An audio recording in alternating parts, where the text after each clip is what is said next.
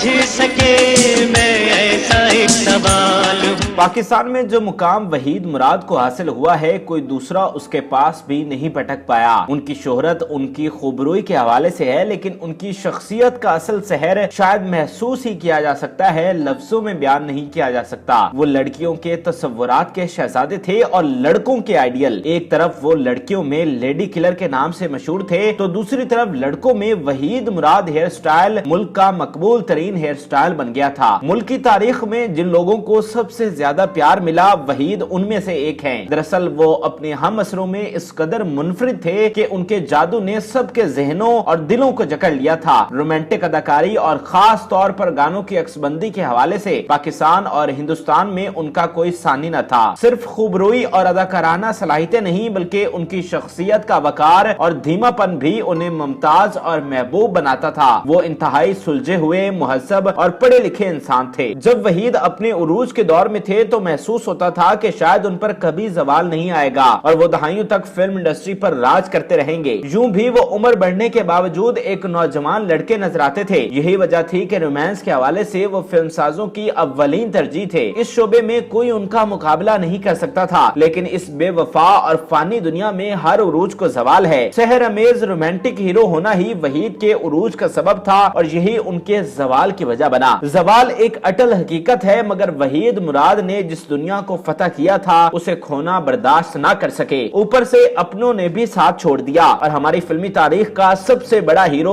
गम के समंदर में डूबता चला गया। दुनिया के सामने वो चॉकलेटी हीरो थे, लेकिन उनके अंदर गम के कितने पहाड़ थे कोई जान न सका। और जिस तरह बंद कमरे में जमीन पर पड़ी उनकी लाश मिली, सुनकर रोंगटे खड़े हो जाते हैं। आज की इस मुनफरिद और खुसूसी वीडियो में हम चॉकलेटी हीरो के जवाल की कहानी आपके सामने रखेंगे, जो कि हम सब दुनियादारों के लिए सबक है। जाने बहार जाने तमन्ना तुम्हीं को हो।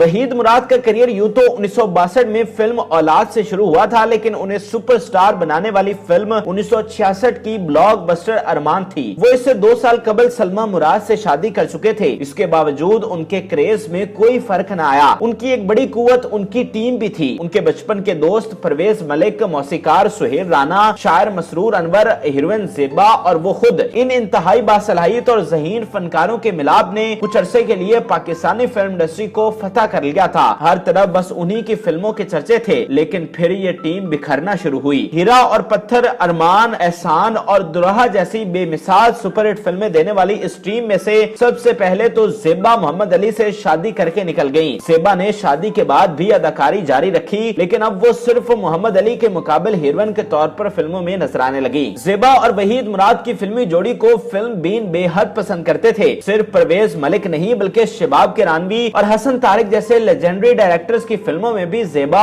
और वहीद के दरमियान बेहतरीन प्रोफेशनल केमिस्ट्री नजर आई। इस जोड़ी का यूं टूट जाना वहीद मुराद और फिल्म इंडस्ट्री दोनों के लिए एक नुकसान साबित हुआ। इसके बाद वहीद मुराद की टीम के दीगर अरकान में भी इख्तलाफात और नाराजगियां पैदा होना शुरू हुई और रफ्ता रफ्ता ये टीम बिखर गई। ये वहीद के जवाल का पहला मरहला था। ज्यादा बकवास करने की जरूरत नहीं। अगर तेरी माँ जिंदा होती तो तुझे माँ की इज्जत करने का ढंग सिखाती।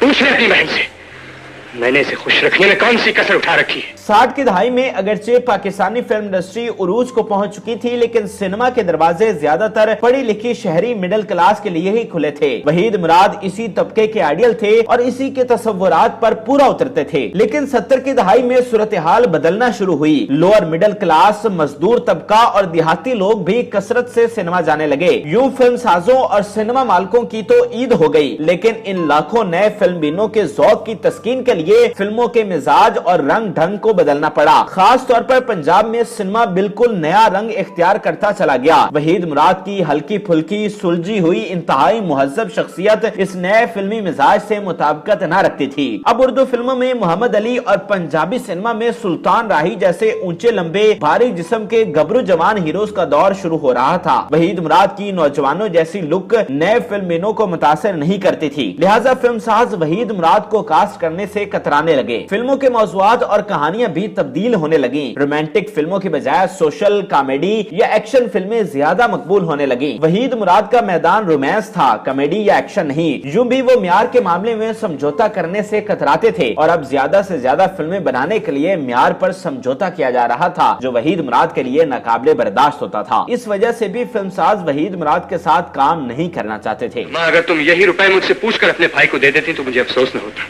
कम से कम ये दुख तो ना होता कि तुमने मेरे दामाद को धोखा दिया। ज़ेबा की मोहम्मद अली से शादी के बाद वहीद मुराद शबनम और रानी जैसी हीरोइंस के साथ जलवागर होते रहे, लेकिन रानी का निकाह हसन तारिक और शबनम की शादी रॉबिन घोष से हो गई। यूं ये दो रोमांटिक हीरोइंस भी वहीद मुराद के लिए दस्तयाब न रही, बल्कि रॉबिन घोष ने शबनम को वहीद मुराद के साथ काम करने से भी मना कर दिया था। शायद वो वहीद की शख्सियत के सहर के सबब इनसिक्योर महसूस करते थे। शबनम दीगर हीरोज बिलखुसूस नदीम के साथ काम करती रही और उनकी फिल्में सुपरहिट होती रही।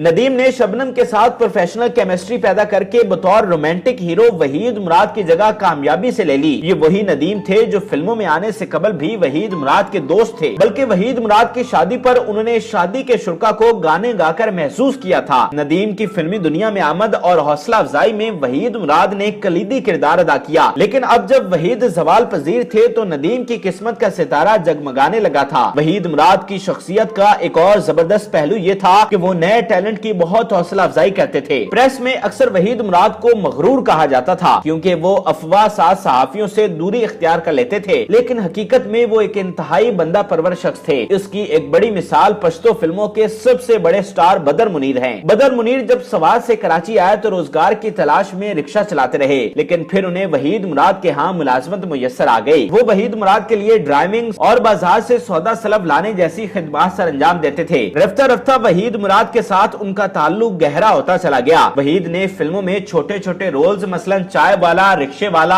और वेटर के लिए उन्हें कास्ट करना शुरू कर दिया। यूं बदर फिल्म इंडस्ट्री में मुतारिफ होना शुरू हुए। 1970 में जब पहली पश्तो फिल्म यूसुफ खान शेरबानो बनी तो बदर मुनीर को हीरो और उनके मुकाबिल यास्मीन खान को हीरोइन कास्ट कर लिया गया। इस फिल्म और जोड़ी को तवक्कुआत से बढ़कर पजीराई हासिल हुई। इसके बाद 3 दहाइयों तक बदर मुनीर पश्तो सिनेमा पर पूरी तरह छाए रहे। पश्तो फिल्मों में उन्होंने वही मुकाम हासिल किया जो हिंदी सिनेमा में दिलीप कुमार, पंजाबी सिनेमा में सुल्तान राही और उर्दू सिनेमा में मोहम्मद अली या खुद वहीद मुराद का था। वहीद मुराद का घरेलू मुलाजिम उनकी हौसला अफजाई से उनके बराबर आ खड़ा हुआ था। इससे अंदाजा होता है कि वहीद मुराद किस तरह के इंसान थे और ये भी कि वक्त किस तरह करवट बदलता है। फिर चश्मे फलक ने वो दिन भी देखा जब बेरोजगारी और माशी हालात से तंग आए। वहीद मुराद की मदद के लिए बदर मुनीर ने उन्हें अपनी फिल्म में काम दिया। कल का बादशाह आज का गदा और कल का गदा आज का बादशाह हो गया था। ये वहीद मुराद के जवाल के इंतहा के दिन थे। 70 की दहाई के इख्तिताम और 80 की दहाई के आगाज पर वहीद मुराद को अव्वल तो काम नहीं मिलता था